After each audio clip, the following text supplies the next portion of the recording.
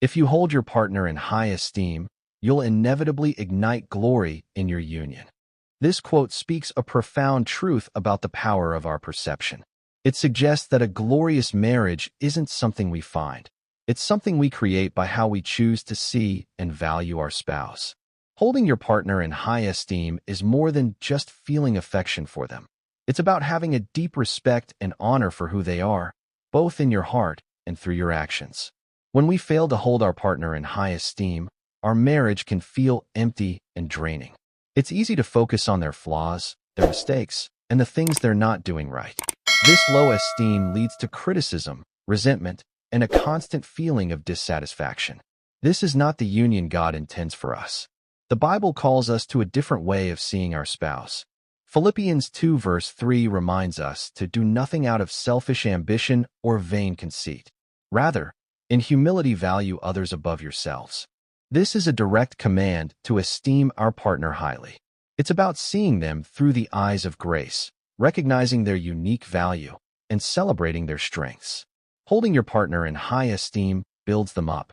When they know you genuinely admire and respect them, they are more likely to thrive. This honor is what ignites glory in the union. It creates a cycle of affirmation and encouragement, where both partners feel safe, valued, and empowered to be their best selves.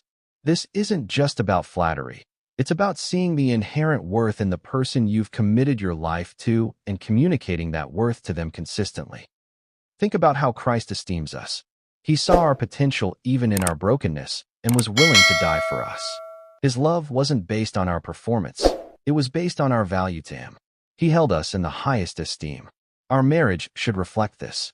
Ephesians 5 verse 25 says, "Husbands, love your wives, just as Christ loved the church and gave himself up for her."